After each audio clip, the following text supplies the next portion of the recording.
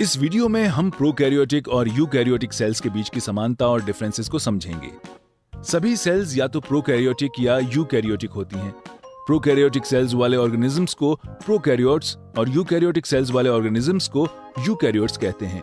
Bacteria और archaea prokaryotes हैं, जबकि पेड़ पौधे, जानवर, फंजाई और अन्य सभी ऑर्गेनिजम्स यूकैरियोट्स हैं।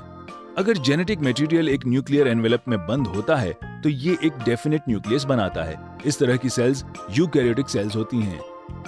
जबकि प्रोकैरियोटिक सेल्स में कोई न्यूक्लियर मेम्ब्रेन नहीं होती, इसलिए इसमें कोई डेफिनेट न्यूक्लियस भी नहीं होता। डीएनए साइटोप्लाज्म में ही रहता है। एक न्यूक्लियस जिसमें न्यूक्लियर मेम्ब्रेन नहीं होती उसे न्यूक्लियोइड कहते हैं। ये वास्तव में कोई स्ट्रक्चर नहीं होता, ये केवल उस एरिया को डिनोट करता है जहां डीएनए होता है।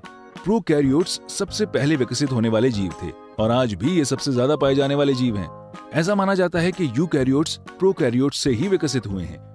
यानी न्यूक्लियस एक सेल प्रोकैरियोटिक है या यूकैरियोटिक, ये जानने की महत्वपूर्ण कड़ी है। लेकिन कुछ और ऑर्गेनल्स भी हैं।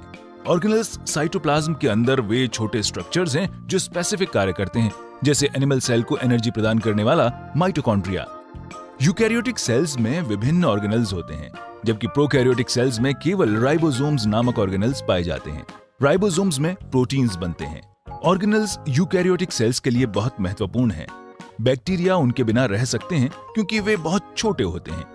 यूकैरियोटिक सेल्स हमारे आंखों से देखे जाने के लिए तो बहुत छोटी होती हैं, लेकिन प्रोकैरियोटिक सेल्स की तुलना में वे काफी बड़ी होती हैं।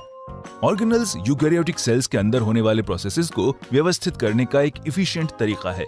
विभिन्न ऑर्गेनल्स अलग अलग प्रोसेसेस को पूरा करते हैं। लेकिन बड़ा हमेशा बेहतर होगा ये जरूरी नहीं है। छोटा आकार और सिंप्लिसिटी प्रोकैरियोट्स के लिए एक एडवांटेज है। ये उनकी जीवन शैली को सूट करता है। छोटे होने के कारण इनका सरफेस टू वॉल्यूम रेशियो ज्यादा होता है और इसलिए वे तेजी से बढ़ने के लिए जरूरी अपनी न्यूट्रिशनल नीड्स को आसानी से पूरा कर सकते हैं। तो अब हम जान चुके हैं कि प्रोकैरियोट्स के पास न्यूक्लियस और अधिकांश ऑर्गेनल्स नहीं होते। एक और इंटरेस्टिंग बात यह है कि सभी प्रोकैरियोट्स यूनिसेल्युलर यानी एक कोशिकीय होते हैं।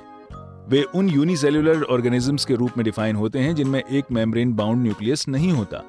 यूकैरियोट्स यूनी या मल्टीसेल्युलर दोनों हो सकते हैं। तो ये थे हमारे न्यूक्लियस फ्री प्रोकैरियोट्स और न्यूक्लियस युक्त यूकैरियोट्स।